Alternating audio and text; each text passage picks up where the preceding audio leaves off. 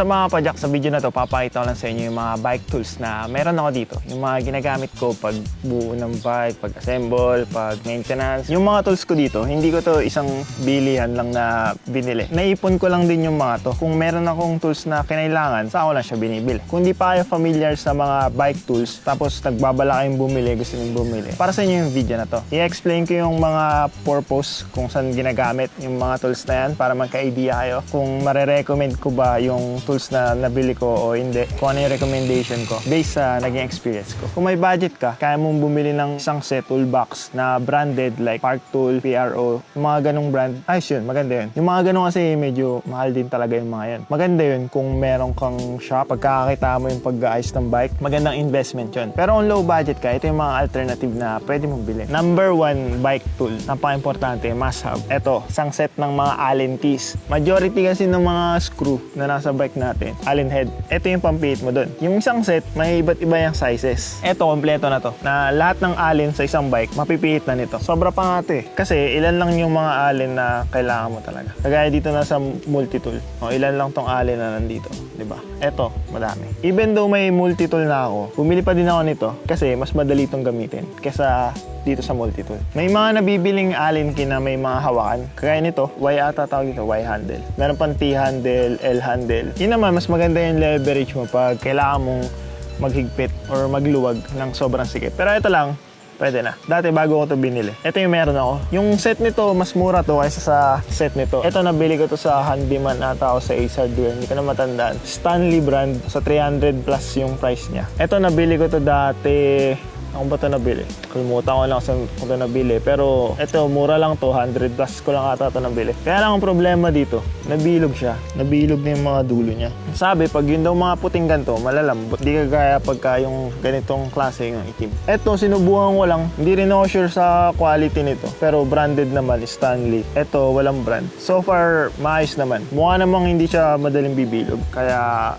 ito yung ginagamit ko. Another reason kung bakit magandang meron ito. Even though meron ka ng sa multi-tool. Bukod sa mas madami. Mas madali kasing mag-thread or un-thread kapag ganito yung gamit mo. Kaysa ganito. Halimbawa, yung sa top cap, eto ang haba ng screw niyan eh. No? Kapag eto, luluwagan mo, sisikipan mo, syempre, di ba? Para mapilit mo, ayan, papaikutin mo yung multi-tool ng ganyan. Napakatagal. Pero kung meron kang ganito, ganyan mo lang, napakabilis mo papaikot yan. Kaya very convenient kapag ganito yung gamit mo. Ito naman, floor pump. Kung may bike ka, dapat meron ka din nito. Siyempre, aside sa mini pump, yung mini pump or hand pump, yun yung dinadala mo kapag magra-ride ka. Pero kapag sa bahay, maganda meron ka nito sa bahay. Kasi ito, mas madaling maghangin sa bike. Gamit to. 2-in-1 na to. Pwede mong baliktarin to para magamit mo sa Presta at sa Schrader na valve na inner tubes. Also, meron siyang pressure gauge dito. Makikita mo ang ilang PSI na yung nakakarga mo doon sa gulong. Siyempre, depende sa klase ng ride or sa bike na gagamitin mo kung ilang PSI yung ikakarga mo doon sa bike. Kaya pag bibili kayo ng floor pump, maganda merong tire pressure gauge dito. Ito naman yung shock pump. Meron ako dito. Pero hindi ko ito palagi nagagamit. Para to sa suspension fork or sa rear shock para malagyan mo ng hangin. Kasi hindi mo pwedeng gamitin yung floor pump panghangin ng air fork. Ang kailangan kasi ng air fork is mataas na pressure pero mababa lang yung volume. Ito yung ginagamit doon. Ito kasi napapump nito, mababang pressure pero mataas na volume. So baliktad. Hindi ko ito palagi nagagamit kasi once na mahanginan mo na yung fork, tapos maayos naman yung fork, walang tagas, hindi mo na ito kailangan. Yun na yun. Yun na yung hangin niya. Pero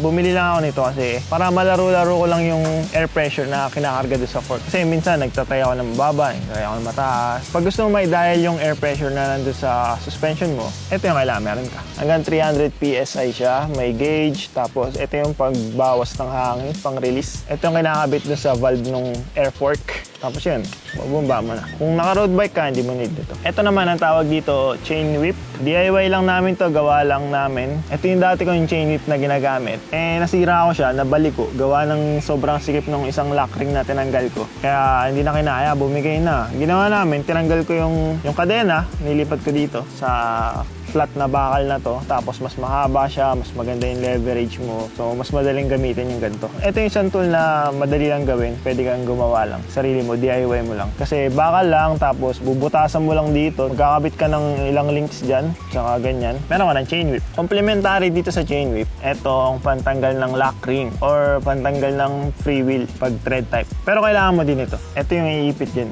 para may panghawak. kailangan mo nito. May nabibiling lock ring tool na may hawakan na. Pero yung ganito, mura lang to eh. Magkano bili ka dito? 100 lang ata bili ko dito. Bike Hand yung brand niya. Gamit na gamit din to. Kapag kailangan magpalit ng kaset, magtanggal, kabit, sa hub, sa wheelset, kailangan mo linisin yung kaset, ito yung ginagamit. Lagay mo lang dito yung lock ring tool. Yan, fit yan dyan. Itong wrench, panghawak mo dyan. Hindi mo kasi mapipihit yan.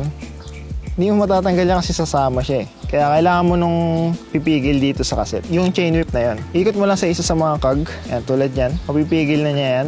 Yun, may ikot mo na. Pwede mo nang tanggalin. Diba? Ito din yung ginagamit pag sisikipan mo na yung lock ring eh. Ngayon, hindi mo na kailangan nung chain whip. Ito na lang para masikipan mo. Ito naman yung tinatawag na chain tool. Bike Hand din yung brand nito. Kaya halos mga Bike Hand yung brand na meron ako dito kasi yun yung mura eh. Pero made in Taiwan, tsaka reliable na pangalan sa mga bike tool din. Pero mas mura siya kumpara dun sa ibang mga brands like Park Tool, Ice Tools, Pedros, yung mga yun yung kasi mga mahal. Ito yung chain tool o chain breaker. Ang purpose nito, para maputol mo yung kadena or makapagbawas ka ng links, may balik mo, ito yung ginagamit. Kasi yung mga kadena, di ba, ganyan lang naman yan, simple lang. May pin lang dito yan na papasok doon sa roller tsaka sa mga plates. Ito yung ginagamit para matulak mo tong pin. Lalagay mo lang siya na ganyan. Ito rin yung ginagamit pag babalik ng pin na natanggal. Reverse process lang.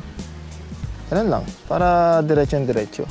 Diba? Sobra ata. Pag sobrang malas ka, pwedeng maputol yung kadena mo. Diba, may link na bumigay, na nasira, naputol na. Yung plate kasi niyan, pwedeng mabali, pumutok, or mabasag. Ganun yung term. Kailangan mo nang tanggalin yun doon sa kadena. Ito yung pwede mong gamitin para sa ganung purpose. Para mas precise kasi. Kasi kung pupukpuin mo lang na papako, diba? Yung link.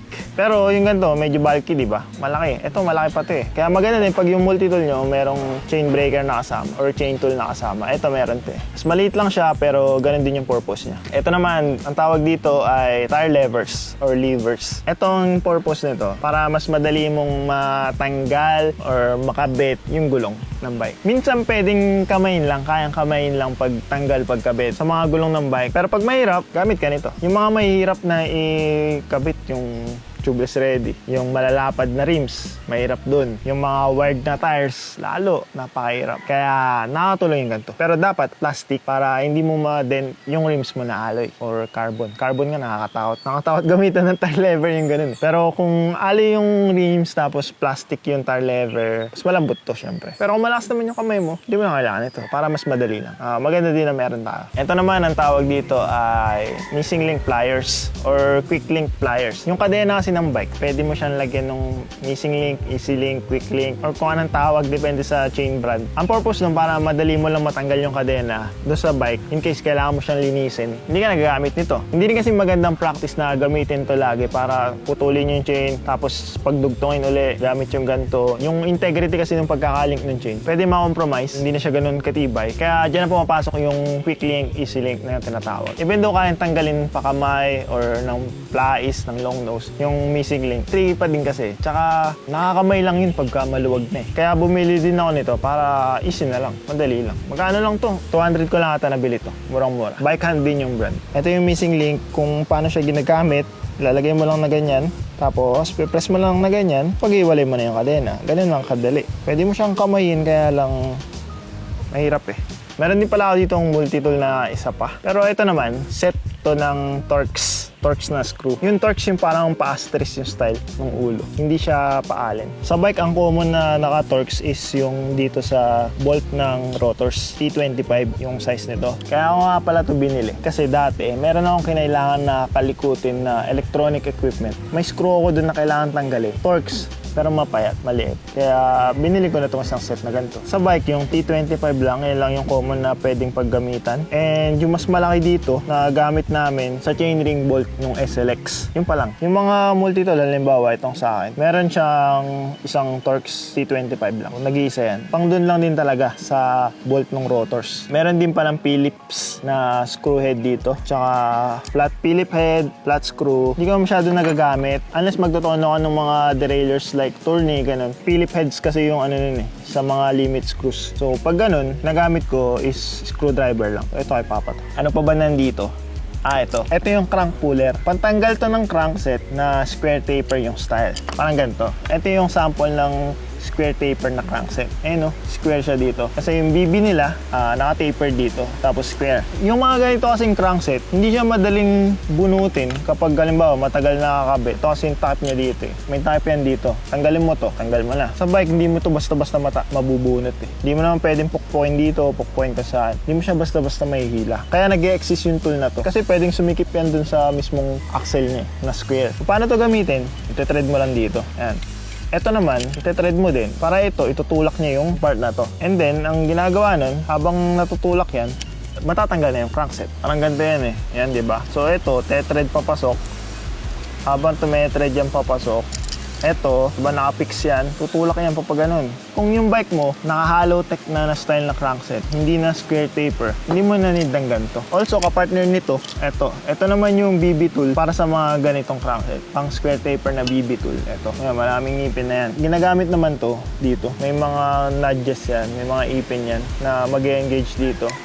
Mapipihit mo na to para matanggal mo dun sa BB shell ng bike. Ito yung ginagamit. Ipitin mo lang dito. Again, kung hollow tech style na yung bottom bracket mo or yung crankset mo, hindi mo na kailangan ito. Hindi mo need gamitin ito. Kung hollow tech naman yung bottom bracket mo para matanggal mo yun, kailangan mo nito. Pero ito, adapter to eh. Yung plastic na to. Ito talaga yung ginagamit dun. Ayan. Ito, also ito. Dalawa to, magkaiba sila ng size. Ito, ayun yung kakapit dito sa BB.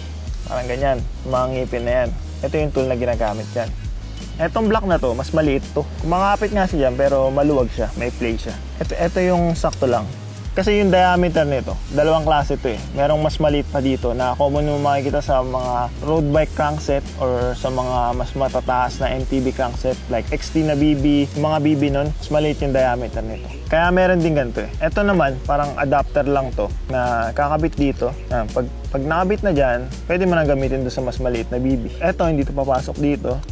Kasi nga, eto maliit na to. Yung kasya dito, yung kasya na dito sa loob nito. Eto, wala tong brand eh. Ito yung may chain whip na kasama. Na nasira ko yung chain whip. Pero okay naman siya as BB tool. Ito rin, okay din as BB tool. Pang maliit. Tapos may kasama na siya nito. Pantanggal ng preload cap. Ito yung preload cap na naka-thread dito sa dulo ng crankset. Naka-thread yan dyan. So, ayan yung shape niya. Pwede mo tong matanggal gamit long nose plier. Ito, sa Shimano kasi ganyan yung shape. May tool talaga na ginagamit para mapihit mo siya. Matanggal mo. Ganun lang. Ang kagandahan dito kasi, plastic to. Plastic din kasi to. So, hindi siya masisira. Hindi mo mabubungi ito. Unlike kung gumamit ka ng metal, yung halimbawa plies dito, pwede mong mabungi ito. So, metal to plastic.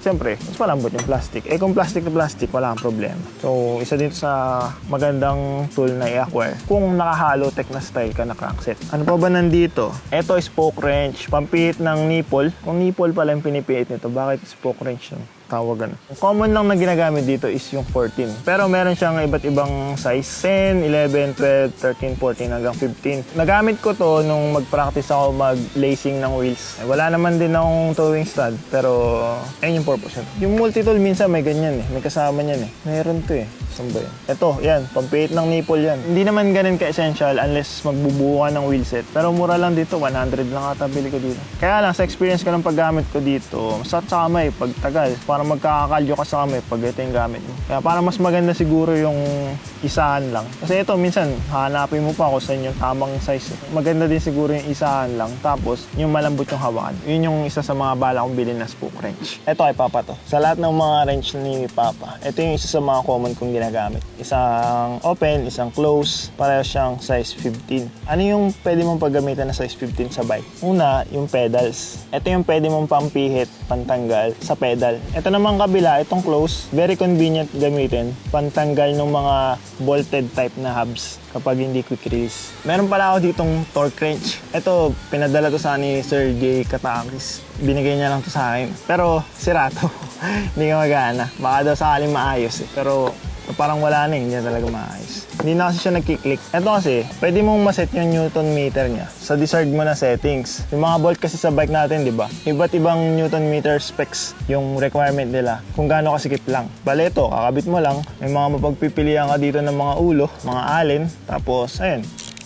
pan-tethered mo na. Pag na-reach niya yung certain Newton meter na naiset mo, magkiklik siya, ayun, tama na, huwag mo na higpitan. Yung torque wrench, kailangan mo talaga yan. Especially kung carbon components yung kailangan mong higpitan, kasi delikado yan pag napasobra ka, baka pumutok, di ba? Kung alloy, medyo ano pa yan, kaya pa niyan i-tolerate kahit mapasobra ka. Pwede mong pampakiramdaman yan eh. Pag carbon, yun medyo maselan. Kaya kailangan ng torque wrench. Meron lang ako dito pero di ko naman ginagamit kasi hindi nga nagkiklik. Hindi ko alam kung paano maayos to. Or kung pwede pa ba siya maayos. Kasi may nabasa ako, sabi, yung mechanism na nagkiklik, possible na maayos mo pa. Pero yung reading niya, baka hindi na calibrated. Kailangan pa i-calibrate. Yun ang hindi na natin kayang gawin. Kaya hindi ko lang ginagamit. So ayan yung mga bike tools na meron tayo dito. Hindi yan kompleto pero so far nakakaraos naman tayo para makapag-assemble ng bike, makabuo, makapag-ayos. Hindi man mga branded, hindi man mga mamahalin. Alam ko, hindi rin kompleto, sobrang dami pang kulang. Same lang din na intended use, yung purpose, nagagawa naman kung ano ba yung kailangan niyang gawin. Sa mga yan, ang pinaka-importante lang na dapat maganda talagang brand yung gamitin mo is yung mga Allen keys.